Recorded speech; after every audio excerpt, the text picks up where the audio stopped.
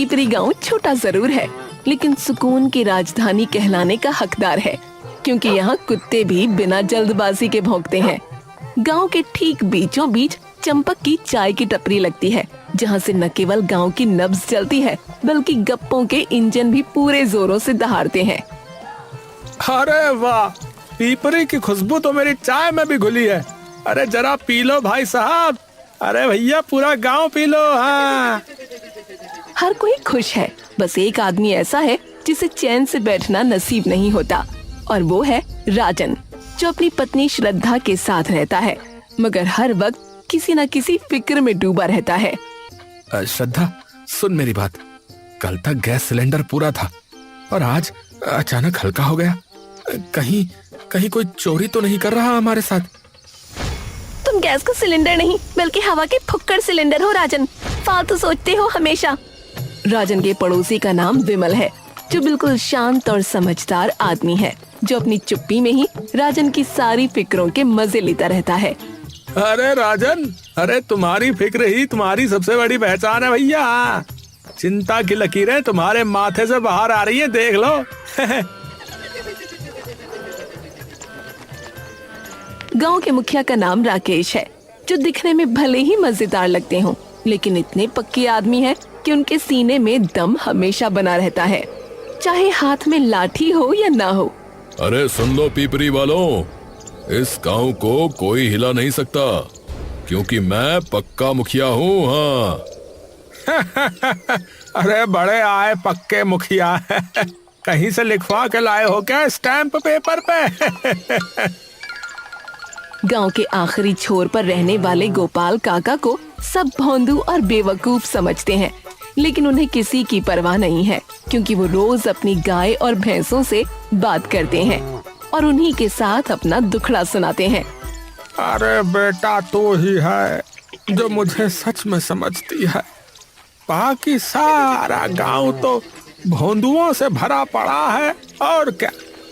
एक शाम पीपरी गांव में ऐसी खबर आई कि सबके होश उड़ गए। आम आदमी की जेब पर एक बार फिर बड़ा असर पड़ सकता है। आने वाले दिनों में एलपीजी सिलेंडर की कीमतों में बढ़ोतरी की संभावना जताई जा अरे रही है। माई हो, अरे बाबा हो, अरे हाय भगवान, अरे अब तो चाय भी पीना पाप हो जाएगा क्या? अरे सुन लो सब लोग, अब हम सब भूखे मर जाएंगे भैया, क्योंकि बिना गैस के खाना कैसे बनेगा सोचो। गांव में अफरा तफरी मच गई और सब लोग पागलों की तरह गैस एजेंसी की तरफ दौड़ पड़े, जहां एजेंसी वाले ने साफ मना कर दिया।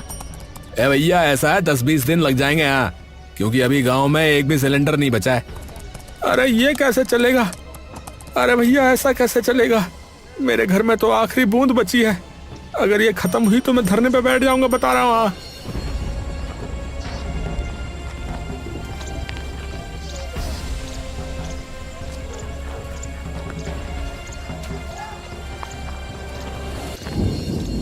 और वो सीधा मुखिया राकेश के पास जा पहुंचा। अरे मुखिया जी आप कुछ करो, नहीं तो पूरा गांव भूखमरी से मर जाएगा, और सबसे पहले मैं ही मरूंगा लग रहा है। अरे अरे समझ जा राजन, समझ जा। अरे पागल वागल हो गया है क्या? है संभाल खुद को है। अरे सुन, ध्यान से सुन मेरी बात, मैं कल स्वयं से व्यवस्था करता हूँ, समझे? जाओ भी घर जाओ।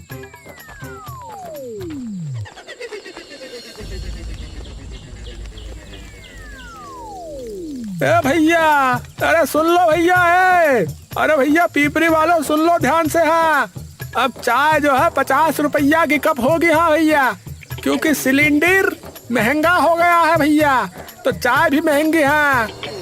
अरे भैया ये क्या कह रहे? अरे इसको क्या हो गया बावरे को? है चिल्लाता फिर रहा गाँव भर में है। लो भैया गई भैंस पानी में, अब इसने भी चाय महंगी कर दी है। अगले दिन गैस एजेंसी वाला मुखिया राकेश के घर सिलेंडर देने आया और सिलेंडर घर के बाहर रखकर वो बिल लेने के लिए अंदर गया। अरे सिलेंडर कहाँ है? कोई सिलेंडर तो दे। है? अरे मुखिया जी मैंने तो अभी बाहर रखा था, अभी 2 मिनट पहले। अरे पक्का राजन ने चुराया होगा, क्योंकि उसके अलावा पीपरी में अभी इतना पागल कोई और नहीं हुआ है सिलेंडर के लिए। हाँ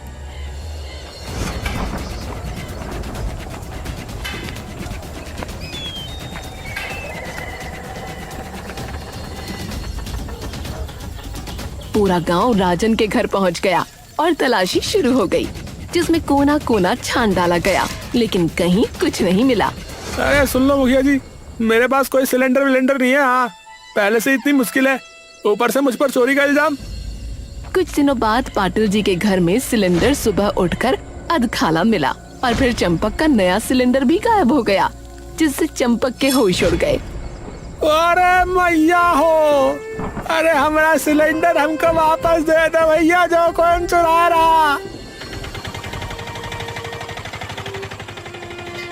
जब एजेंसी वाला 3 नए सिलेंडर लेकर आया और वो तीनों भी गायब हो गए, तो सबको यकीन हो गया कि कोई चोर है जो सारे सिलेंडर उड़ा रहा है, और सबकी नजरें फिर राजन पर आ गईं। तुमने ऐसा गलत काम क्यों किया? हमारा नाम क्यों बदनाम किया? राजन की आंखों से आंसू बहने लगे और उसने कांपते हाथों से बताया, अरे मैंने कोई चोरी नहीं की है भैया, मैंने अपनी दोनों आंखें गिरवी रखकर ये सिलेंडर खरीदा है। हाँ। अबे बुड़बक, अबे पहले आदमी लग रहे हो हैं जो सिलेंडर के लिए अपनी आंखें गिरवी रख रहा है, बताओ है। भैया पगला गया लगता है। अब चोर को पकड़ने के लिए विमल ने शानदार प्लान बनाया और कहा कि वो अपना सिलेंडर रात भर घर के बाहर रखेगा, जिसे सबने मंजूर कर लिया। अरे आज रात मैं जाल बिछाऊंगा और देखता हूँ कौन सिलेंडर उड़ाता है।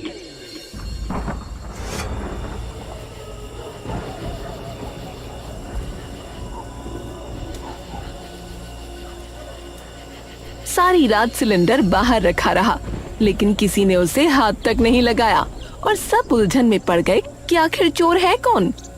भैया ये कोई भूत वूत लग रहा है हमका। हाँ, वरना चोर क्यों मौका छोड़ता। हाँ बताओ। अरे मैं भी ना 1 नंबर का पगला हूँ। हाँ, 2 नंबर का नहीं, 1 नंबर का। हाँ, जिसे अपना ही कैमरा याद नहीं रहता। बताओ। जैसे ही फुटेज चेक की गई, वैसे ही सबकी आंखें फटी की फटी रह गईं, क्योंकि सारे सिलेंडर चुराने वाला कोई और नहीं बल्कि विमल था, जो शांत और समझदार बना बैठा था। अच्छा बच्चे, तो तू ही चोर निकला और खुद चोर होकर चोर पकड़ने का नाटक कर रहा था। वो मैं सब बता दूंगा, बस मुझे मारो मत, मुझे मारो मत। विमल सबको अपनी छत पर लेकर गया, जहाँ उसकी पानी की टंकी के अंदर सारे चुराए हुए सिलेंडर जमा थे और टंकी पर बड़े बड़े अक्षरों में लिखा था, मेरा अपना सबसे बड़ा सिलेंडर। अरे धत तेरे की है, अरे कैसा पागल आदमी निकला है, क्या खपड़िया चलाई है इसने भैया, तो सारे गांव के सिलेंडर चुरा कर टंकी में भरे जा रहा है। सब लोग विमल को घेर कर खड़े थे। सुनो सब लोग, शुरू में तो मुझे डर नहीं लगा था, लेकिन जब मैंने राजन को इतना पागल और परेशान देखा तो मुझे लगा कि शायद यही सही समय है, और मैं भी वो क्या कहते हैं, पैनिक में आ गया भैया, पैनिक में। इसलिए मैंने सारे सिलेंडर जमा करने शुरू कर दिए।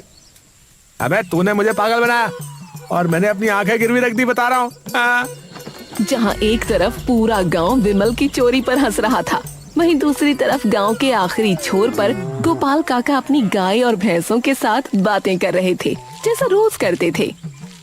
अरे क्या बात है मुन्नी, आजकल तुम गोबर कम क्यों दे रही हो? देखो पूरे 50 ग्राम गोबर कम निकला है, क्या बात है, तबीयत खराब तो नहीं है? उसकी मुन्नी भैंस ने सर हिलाया और हूं किया। चलो ठीक है, कल से तुम्हें मैं स्पेशल चारा दूंगा, ठीक है, जिसमें थोड़ा सा नमक और चना मिलाया जाएगा। मुन्नी ने फिर हूं कर दिया। गांव के दूसरे घरों में भी यही हाल था। अरे गौरी, अरे तू रोज तो 2 किलो दूध देती थी और आजकल आधा किलो, क्या मैंने तेरा चारा कम कर दिया है क्या? ऐसा क्यों भाई? अरे अम्बे, तू तो रोज सुबह आवाज देकर मुझे जगाती थी, हैं? तेरी मधुर मधुर आवाज सुन के मेरी नींद खुलती थी, और अब आवाज क्यों नहीं देती भाई? हैं?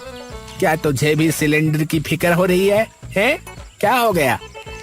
काली, मैंने तुझे आम खिलाए और तू गोबर नहीं देती। क्या तेरा मन नहीं लगता? गोपाल काका रोज अपनी सबसे बड़ी भैंस गंगा से बात करते और उसे समझाते कि वो जानता है कि सब परेशान हैं, लेकिन वो कुछ कर रहा है जिसका नतीजा आने वाला है। और भैंस जैसे समझ जाती और आंखें मिचकाती। देख गंगा, देख, मुझे पता है कि तू कम गोबर क्यों दे रही है। तू परेशान है ना, लेकिन भरोसा रख, मैं कुछ कर रहा हूँ। भैंस ने ऐसे सिर हिलाया जैसे हाँ कह रही हो। गोपाल काका अपने किसी प्रोजेक्ट में लगे हुए थे, क्योंकि वो रोज कुछ न कुछ बना रहे थे। जैसे कभी मिट्टी उठा रहे थे, कभी पाइप जोड़ रहे थे और कभी छोटा सा प्लांट खड़ा कर रहे थे। लेकिन गांव वालों को उनकी तरफ देखने की फुर्सत ही नहीं थी।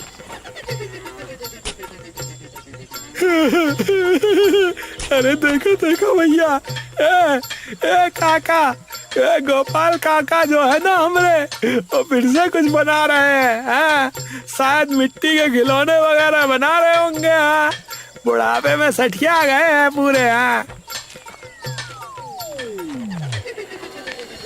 एक दिन गोपाल काका ने सबको चाय की टपरी पर बुलाया और सब सोच रहे थे कि ये भोंदू आखिर क्या बकवास करने वाला है। अरे अरे, सुन लो मेरी बात, सब लोग सुनो। मैं तुम सबके लिए कुछ बना रहा हूँ जो तुम्हारे सिलेंडर की समस्या को समाप्त कर देगा। अरे बाबा गोपाल, अरे भैया तुम पागल तो नहीं हो गए? क्या बनाया जा रहा है इतने दिनों से हैं? अरे भाई, अरे मुखिया, मैं पागल नहीं हूँ भाई, तुम लोग पागल हो। जो सिलेंडर के पीछे पागल हो रहे हो और मुझे कह रहे हो कि मैं पागल हूँ। भैया तुम हो पागल। और सुनो, मैं वो कर रहा हूँ जो तुम्हें समझ में नहीं आ रहा है। ये कहकर गोपाल काका चले गए। ए गोपाल काका के भी क्या ही कहने, ये तो बोंदू में भी नंबर 1 है। 2 हफ्ते बीत गए और सिलेंडर चोरी का मामला तो सुलझ गया, लेकिन गैस की समस्या वैसी की वैसी बनी हुई थी, क्योंकि सिलेंडर महंगा था और गांव वालों के पास पैसे नहीं थे। अरे अब क्या करेंगे? सिलेंडर मिल ही नहीं रहा है और जो मिल रहा है वो हमारी औकात से बाहर हो रहा है। जहां देखो वहां सिलेंडर के लिए लाइनें लग रही हैं।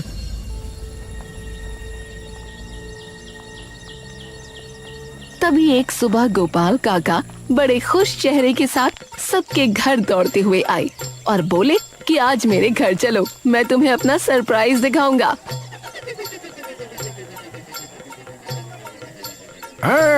खाई के पान बनारस वाला हो।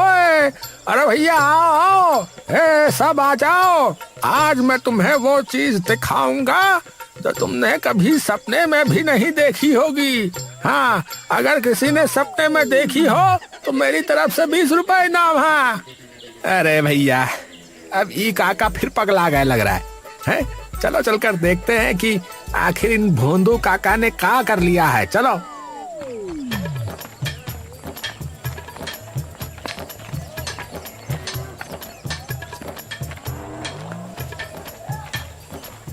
कि गोपाल काका उन्हें अपने खेत के पीछे ले गए, जहाँ एक बड़ा सा गोल गोल ढांचा बना हुआ था, जिसमें तरह तरह के पाइप लगे हुए थे। सबकी आंखें फटी की फटी रह गईं। अरे ये क्या है गोपाल काका? ये तो कोई एलियन वाली चीज लग रही है। ये पाइप पाइप कहाँ घुसेड़े बैठे हो इस डब्बे में? अबे चंपक, अबे ये मेरा गोबर गैस प्लांट है। क्या समझे? जो तुम सबकी सिलेंडर की टेंशन खत्म कर देगा। कौन सा प्लांट बोले भैया? ये अरे गोबर गैस प्लांट। गोपाल काका ने मुस्कुराते हुए अपने गोबर गैस प्लांट के सामने माचिस जलाई और स्टोव के नीचे लगा दिया, जिससे तुरंत सफेद और तेज लौ उठी, जैसे कोई जादू का चिराग जल गया हो। अरे ये तो असली आग है और हमारे चाय बनाने वाले चूल्हे से भी तेज जल रही है। अरे मैं अपनी आंखों पे यकीन ही नहीं कर पा रहा हूँ क्योंकि मैंने तो ये आंखें पहले ही गिरवी रख दी थी। अब सुन लो भोंदुओ, हाँ, ये जो गैस है जिसको अभी जलाया मैंने, ये हमारी अपनी गाय और भैंसों के गोबर से बनती है, जो हमारे पास मुफ्त में है और जो कभी खत्म नहीं होने वाली। अरे अब गोपाल काका, ये तो कमाल कर दिया आपने। अरे हम तो आपको भोंदू समझते थे, पर आप तो अब कहना पड़ेगा है साइंटिस्ट निकले हैं। क्यों भाई गजोदर, सही कहा ना? अरे देखो राजन, जैसे तुम पेट्रोल पंप से 100 रुपए का पेट्रोल लाते हो ना महीने में, वैसे ही ये गोबर गैस जो है पंप से बाहर आती है। हाँ, बस फर्क इतना है कि यहाँ पैसे नहीं लगते। तो काका, मतलब मैंने अपनी आंखें गिरवी रखकर जो सिलेंडर खरीदा था वो बेकार था। सब चुप हो गए क्योंकि उनकी आंखों के सामने सच्चाई थी। जिसे वो भोंदू और बेवकूफ समझते थे, वो आज उनसे कहीं आगे निकल चुका था। गोपाल काका, हमने आपको कभी सीरियसली नहीं लिया, लेकिन आज आपने हमें दिखा दिया कि असली समझदार कौन है। हाँ, अरे मुझे कोई फर्क नहीं पड़ता भैया, है, क्योंकि मैंने ये अपने लिए नहीं बल्कि पूरे गांव के लिए किया है। एक गांव में एक गोबर गैस प्लांट लगाओ और जो है भैया सभी चिंता मुक्त हो जाओ, बता रहा है। और बताया कि वो चाहते हैं कि पूरे गांव को इससे गैस मिले, लेकिन इसके लिए उन्हें सबकी मदद चाहिए। जो भी अपनी गाय और भैंसिया का गोबर मुझे देगा, मैं उसके घर तक यहाँ से एक पाइपलाइन बिछवा दूंगा। है, सस्ते में हो जाएगा काम रास्ते का, लेकिन एक शर्त है कि तुम सबको अपनी गाय भैंसों की अच्छी तरह देखभाल करनी होगी। हाँ, अरे मतलब अच्छा चारा खिलाना होगा बुड़बक, तभी तो अच्छा गोबर करेंगी। अरे काका हो, अरे ये तो सुनहरा सौदा है। अरे हम गोबर दे रहे हैं और गैस ले रहे हैं, वो भी बिना पैसे के। अरे ये तो कुछ चोरी करने से भी अच्छा है। गांव में नया उत्साह था क्योंकि सब लोग गोपाल काका के पास आ रहे थे। कोई गोबर दे रहा था तो कोई पाइपलाइन बिछवाने को कह रहा था। आपने तो हमारी काली की भी इज्जत बचा ली, वरना मैं तो सोच रही थी वो क्यों कम गोबर दे रही है। मुखिया राकेश ने तुरंत गांव पंचायत बुलाई, जहां सब ने फैसला किया कि पूरे गांव के लिए एक बड़ा गोबर गैस प्लांट बनाया जाएगा। गांव वालों, इसका श्रेय मात्र और मात्र गोपाल काका को जाता है, क्योंकि उन्होंने हमें दिखा दिया कि असली सिलेंडर हमारी गाय और भैंसों के पेट में है। अरे गोपाल काका जिंदाबाद, जिंदाबाद, जिंदाबाद। गोपाल काका जिंदाबाद, जिंदाबाद, जिंदाबाद। पंचायत में फैसला हुआ कि गोपाल काका को सम्मानित किया जाएगा और राकेश ने उन्हें सफेद पगड़ी पहनाई। अरे मैया हो, अरे सुन लो पीपरी वालों, अरे आज से हमारी चाय पे कोई पैसे नहीं लगेंगे। हाँ, क्योंकि हमारी गैस फ्री हो गई है और मैं जो है फ्री में चाय पिलाऊंगा। चंपक भैया, मेरी भी आंखें फ्री हो गई हैं क्योंकि मैंने वो सिलेंडर वापस ही कर दिया। अब इस गोबर गैस प्लांट से अपनी रसोई में गैस जो आएगी।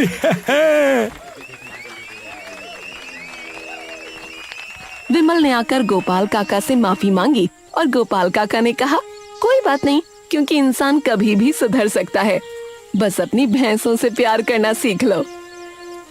बेटा विमल, तुम अपनी गायों और भैंसों से प्रेम करना सीख जाओ तो वो तुम्हें फिर कभी धोखा नहीं देंगी और फिर तुम्हें चोरी भी नहीं करनी पड़ेगी। गांव की जिंदगी फिर से सामान्य हो गई थी, लेकिन अब सबके पास एक नई चीज थी और वो था विश्वास कि असली धन वो नहीं जो चुरा कर मिलता है, बल्कि वो जो अपनी मिट्टी और अपने पशुओं से मिलता है। अरे श्रद्धा, अब मैं कभी भी सिलेंडर के लिए फिक्र नहीं करूंगा, क्योंकि मेरी फिक्र अब बस गांव की गायों और भैंसों के गोबर पर होगी। हाँ। और गोपाल काका वो फिर से अपनी भैंस के पास बैठे थे, उनसे बातें कर रहे थे और भैंस बड़े प्यार से उनकी बात सुन रही थी, मानो कह रही हो, देखा मैंने कहा था ना कि तुम भोंदू नहीं हो। गंगा, आज से तुम्हारा और गांव की बाकी गाय भैंसों का गोबर गांव की रसोई को रोशन करेगा। पर हाँ, कल से तुम गोबर थोड़ा ज्यादा देना प्लीज।